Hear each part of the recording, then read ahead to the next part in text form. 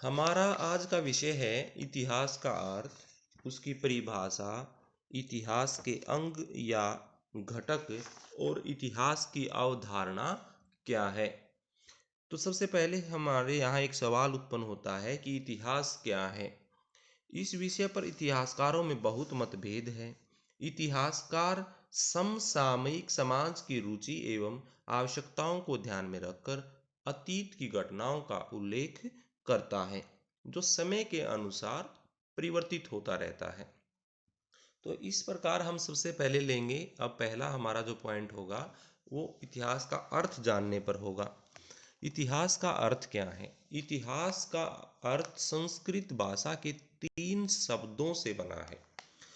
इसमें सबसे पहले आता है, जैसे बांट देते हैं इतिहास को, इति प्लस है प्लस आस। तो इति शब्द का अर्थ है ऐसा ही, आ है शब्द का अर्थ है निश्चित रूप से, एवं आस शब्द का अर्थ था। तो इस तरह तीनों शब्दों के मिलने से इसका शाब्दिक अर्थ बनता है ऐसा निश्चित रूप से प्राचीन समय में घटा है। तो जो घटनाएं अतीत काल में निश्चित रूप से घटी हैं वही इतिहास कहलाएंगी। अब इतिहास शब्द का प्रयोग सबसे पहले यूनान के दार्शनिक हेरोडोटस के द्वारा किया गया। हेरोडोटस की जो प्रसिद्ध पुस्तक है वो है द हिस्ट्रीज। इसको द रिसर्चेज के नाम से भी जाना जा सकता है। इतिहासकार सिसरो ने हेरोडोटस को इतिहास का पिता कहकर पुकारा है, या कह सकते हैं कि रोम के दार्शनिक सिसरो के द्वारा हेरोडोटस को इतिहास के पिता की संज्ञा दी गई है। तो हेरोडोटस वह पहला व्यक्ति है जिसने इसके लिए शब्द प्रयोग किया इतिहास। अब इतिहास को अलग से पृथक अध्ययन का विषय के रूप में स्थापित करने वाला व्यक्ति भी पहला हेरोडोटस ही है। हेरोडोटस ने इतिहास को वैज्ञानिक विधा, मानव विधा, तर्कसंगत विधा एवं शिक्षाप्रद विधा बताया है। वह पहला इतिहासकार था जिसने व्यवस्थित रूप से सामग्रियों का संकलन किया था तथा उसकी जांच भी की और उसे सुसंगठित एवं जीवंत विवरणों में ढाल दिया। इसकी जो पुस्तक आती है द हिस्ट्रीज, इसमें यूनान और ईरान दोनों के मध्य हुए युद्ध का विस्तृत एवं रोचक वर्णन भी मिलता है। और पहली बार इतिहास शब्द, अब वापिस आते हैं, पहली बार इतिहास जो शब्द है वो द हिस्ट्रीज में यूनान के दार्शनिक हेरोडोटस के द्वारा किया गया था। उसके बाद इतिहास की परिभाषा ले लेते हैं।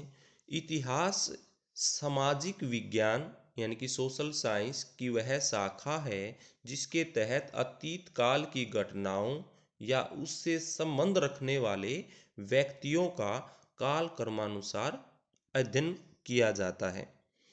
इसी प्रकार अलग से अलग अलग इतिहासकारों ने बहुत सारी इसकी अलग अलग परिभाषाएं दी हैं। एक बार परिभाषाओं को पढ़ लेते हैं, कौन सी परिभाषाएं हैं। परिभाषाएं आती हैं सबसे पहले कि हिगेल के अनुसार विश्व का इतिहास स्वतंत्र चेतना के अलावा कुछ नहीं है। इसने इतिहास को स्वतंत्र चेतना बताया है। हिगेल ने ही दूसरी परिभाषा दी है कि हम इतिहास से यह सबक लेते हैं कि आदमी इतिहास से कोई सबक नहीं लेता। उसके बाद दूसरा जो व्यक्ति आता है या इतिहासकार जो है वो है E.H. कार। E.H. कार के अनुसार इतिहास अतीत और वर्तमान के बीच एक अनंत संवाद है। 4 नंबर पर हम लेंगे कॉलिंगवुड के अनुसार इतिहास की परिभाषा क्या है। कॉलिंगवुड के अनुसार संपूर्ण इतिहास विचारधारा का इतिहास होता है।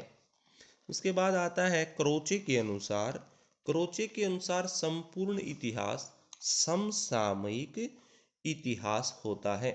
उसके बाद जवाहरलाल नेहरू ने भी इसकी परिभाषा दी है।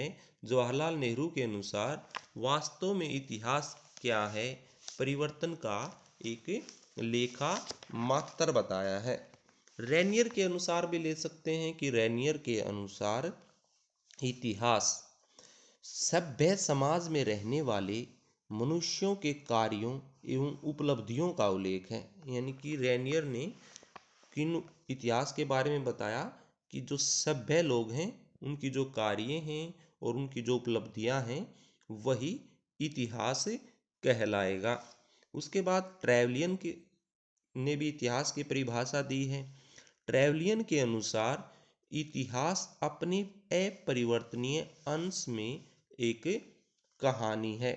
इतिहास अपने अपरिवर्तनीय अंश में एक कहानी है। उसके बाद आता है हेनरी पिरेन के मत अनुसार इतिहास समाज में रहने वाले मनुष्यों के कार्यों एवं उपलब्धियों की कहानी है। इसमें थोड़ा सा फर्क है। जैसे रेनियर के अनुसार इतिहास सभ्य समाज में रहने वाले मनुष्यों के कार्यों एवं उपलब्धियों का उल्लेख होता है, इसने ऐसे लाइन लिखी है।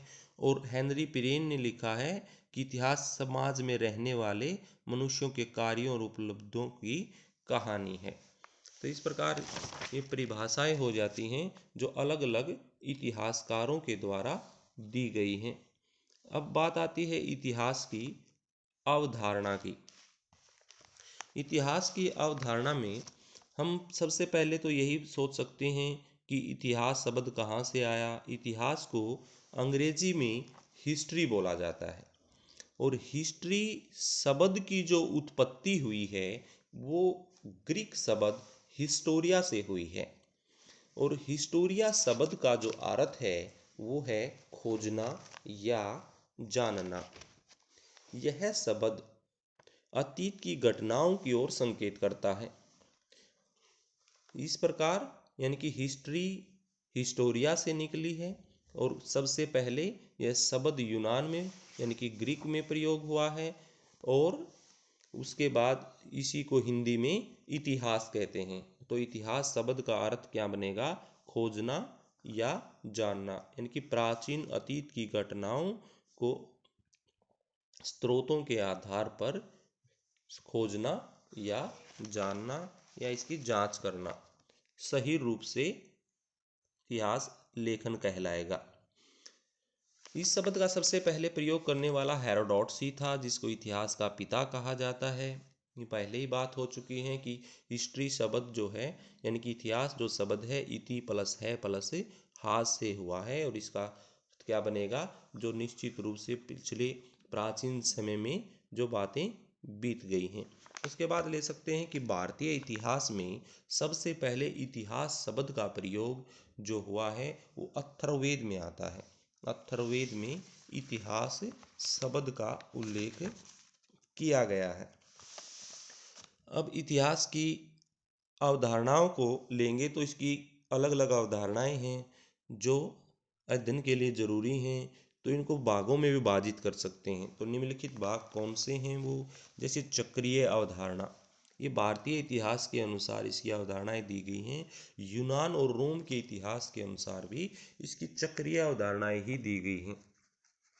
तो सबसे पहले आएगा कि वो अवधारणाएं कौन सी हैं। तो अवधारणा सबसे पहले आएगी कि भारतीय इतिहास या प्राचीन भारतीय इतिहासकारों के अनुसार इसको 4 चक्रों में बांट सकते हैं।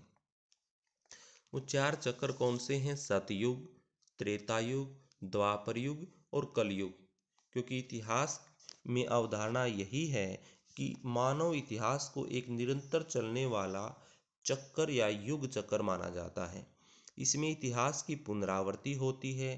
कहने का अर्थ यह है कि मानव इतिहास जहाँ से प्रारंभ होता है अंत में वहीं पहुँच जाता है।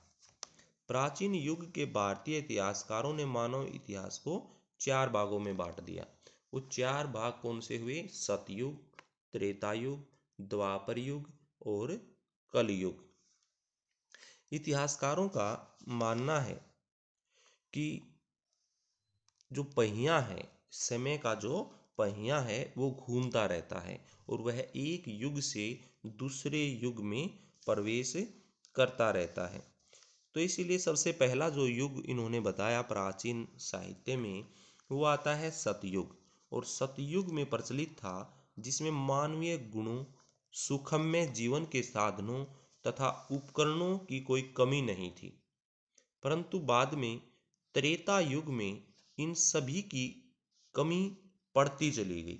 उसके बाद द्वापर युग में मानवीय दुख आरंभ हो गए, यानी कि धीरे धीरे परिवर्तन या दुखों की तरफ हम बढ़ते चले गए। समाज में संघर्ष की स्थिति उत्पन्न हो गई और जिन पर नियंत्रण स्थापित करने के लिए राजनीतिक, सामाजिक, आर्थिक तथा धार्मिक कानून बनाए गए। उसके बाद इस समय जो युग चल रहा है, इतिहासकारों के अनुसार वो कलयुग चल रहा है। ऐसे ही रोम या यूनानी इतिहास की अवधारणा में भी चक्रीय विचारधारा देखने को मिलती है। इसके अंतर्गत हेसियड को सर्वाधिक महत्वपूर्ण स्थान प्राप्त है, जिसमें 4 युगों की कल्पना की गई है। इन युगों के नाम धातुओं के नाम पर दिए गए हैं। सबसे पहले आता है स्वर्ण युग, उसके बाद आता है रजत युग, फिर उसके बाद आता है कांस्य युग और फिर लौह युग। तो सबसे पहला पॉइंट आया स्वर्ण युग। इस युग के मनुष्य उस समय रहे थे जिस समय स्वर्ण में क्रोनोस का शासन स्थापित था और मनुष्य भी देवताओं के समान व्यवहार करते थे। यानी कि ये सतयुग, भारतीय इतिहास में जो सतयुग की बात कही गई है उसके समकालीन मान सकते हैं। उसके बाद आता है दूसरा, इसमें रजत युग। स्वर्ण युग की समाप्ति पर रजत युग प्रारंभ हुआ। पहले की अपेक्षा मनुष्य कई दृष्टियों में निम्नलिखित स्थिति में पहुंच गया, यानी कि पहले से निम्न बुराइयों की तरफ मनुष्य बढ़ता चला गया। इसके पश्चात हम पहुंचते हैं कांस्य युग में, और कांस्य युग में बड़े बड़े साम्राज्य स्थापित हुए जिसके बीच निरंतर युद्ध चलते रहे। और वर्तमान समय लौह युग का आया हुआ है, जिसे कलयुग के समकालीन मान सकते हैं। और ये दुखों का और श्रम से मुक्ति इसमें व्यक्ति को नहीं मिलती, यानी कि दुखों का कलयुग में प्रारंभ हो चुका है। ये केवल एक अवधारणा चल रही है। जो पहली अवधारणा है चक्रीय अवधारणा, उसके बाद दूसरी अवधारणा हम ले लेंगे। दूसरी अवधारणा आती है ईश्वरीय अवधारणा। ईश्वरीय अवधारणा के अनुसार, यानी कि इतिहास में यह माना जाता है इतिहासकारों के द्वारा कि पृथ्वी पर जो जीव उत्पन्न हुए हैं वो प्रारंभ में जो अलग से जो कार्बन डेटिंग विधि से मापा जाता है, हमारी जो एक विधि है कार्बन डेटिंग विधि, ये प्रारंभ में जो जीव उत्पन्न हुए हैं वो जो वैज्ञानिक अवधारणा देती है। लेकिन उसके अतिरिक्त एक और अवधारणा है ईश्वरीय अवधारणा। ईश्वरीय अवधारणा के अनुसार जो जीव उत्पन्न हुआ है, वो जीव जो उत्पन्न हुआ वो जोड़ों के रूप में ईश्वर ने ही प्रकट कर दिए, यानी कि ईश्वर के द्वारा इस पृथ्वी पर जीवों की रचना की गई है और ऐसे ही सृष्टि आगे बढ़ती चली गई। उसके बाद जो सही रूप से मान्य अवधारणा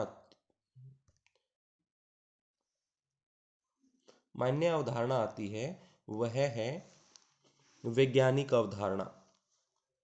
वैज्ञानिक अवधारणा में सुसंगठित रूप से कार्बन डेटिंग विधि के आधार पर वैज्ञानिक विधि पर जांच कर, स्रोतों पर जांच कर सही रूप से इतिहास के बारे में बताया गया है कि कैसे पृथ्वी आई, कैसे जीव आए, कैसे मनुष्य आया। पूरा वर्णन वैज्ञानिक आधार पर किया गया है और वैज्ञानिक आधार पर दिए गए अध्ययन को विश्वसनीय भी माना जाता है। इस वैज्ञानिक अवधारणा का वर्णन सबसे पहले चार्ल्स डार्विन ने 1859 ईस्वी में अपनी पुस्तक ओरिजिन ऑफ द स्पीसीज में किया। ओरिजिन ऑफ द स्पीसीज जो बुक आती है वैज्ञानिक अवधारणा पर आधारित है चार्ल्स डार्विन की। इसने जैविक विकास का वैज्ञानिक सिद्धांत प्रस्तुत किया और उसको और अधिक प्रमाणित बनाया।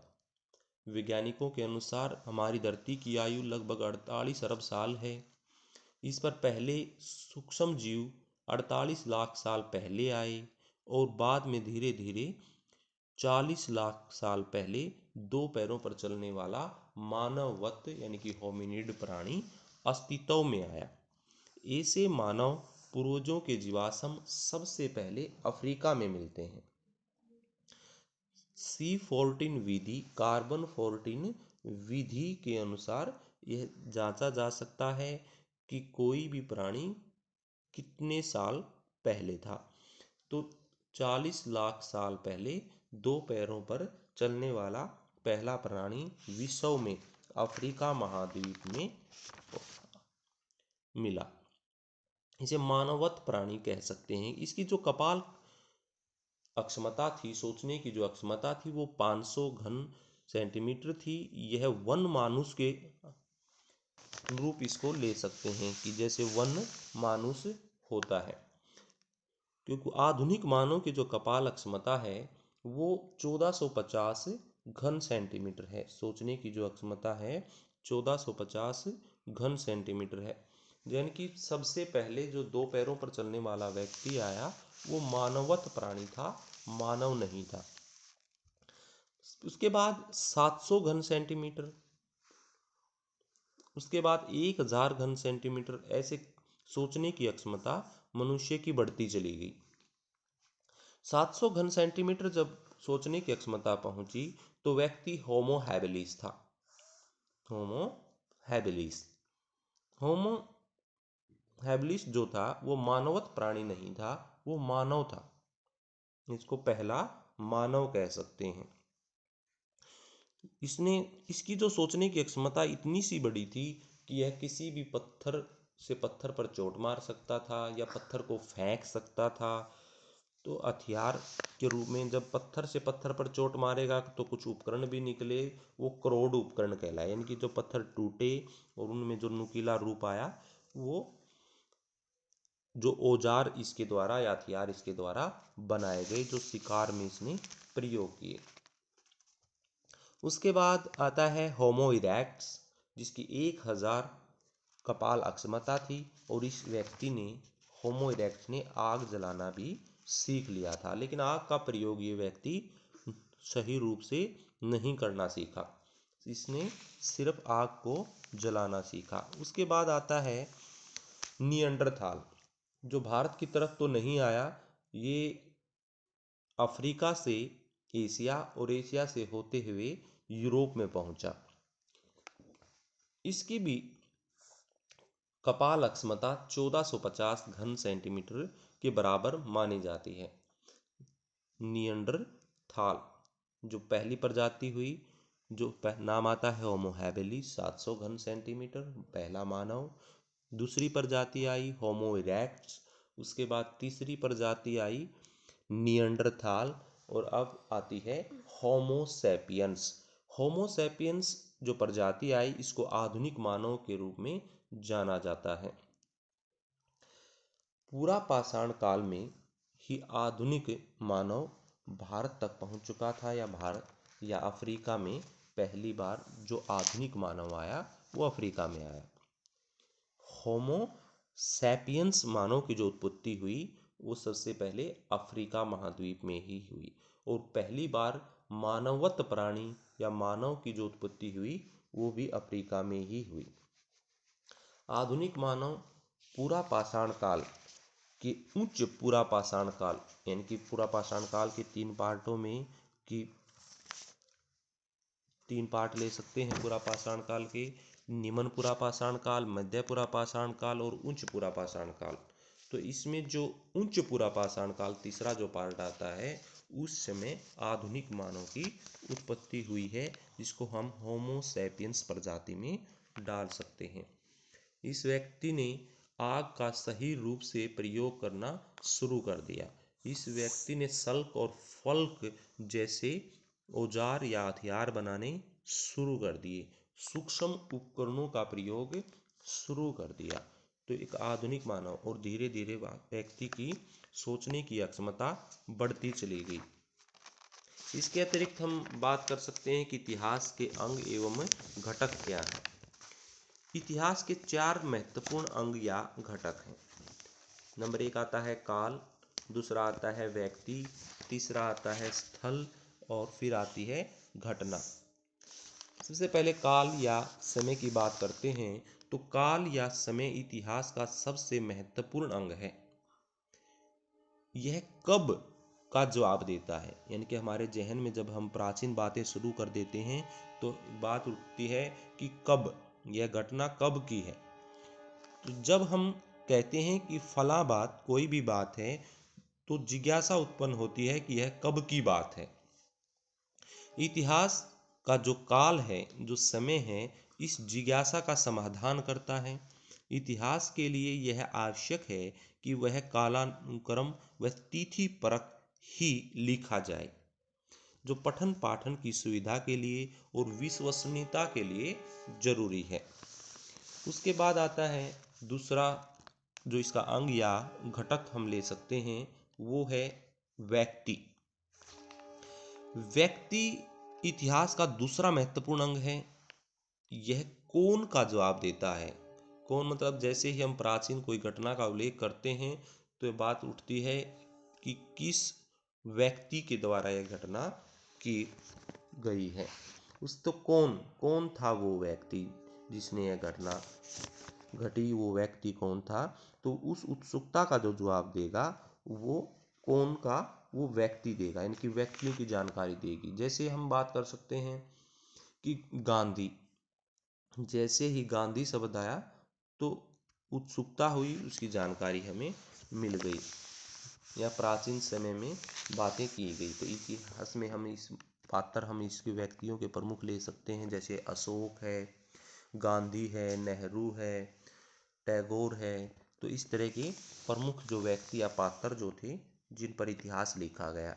उसके बाद आता है स्थल। जो अगला अंग या घटक है वो स्थल है, और स्थल में इसमें तीसरा अंग महत्वपूर्ण मान सकते हैं। यह कहाँ का जवाब देता है, यानी कि इतिहास की कोई घटना है तो ये कहाँ पर घटी, तो उस चीज का जवाब कौन देगा, स्थल। तो वो प्रमुख स्थल कौन से हैं, वो स्थलों के नाम पर जिज्ञासा उत्पन्न हो जाती है, जैसे पाटलिपुत्र, कन्नौज। तो इस तरह के जो शब्द हैं वो इस जिज्ञासा की को शांत करते हैं। जब हम बात करना शुरू कर देते हैं कि फला बात है तो सवाल उठता है यह कहाँ की बात है। इतिहास का स्थल इस सवाल का जवाब देता है कि यह बात कहाँ की है और उस स्थल का निर्देश करता है। इसके बाद आता है इतिहास का जो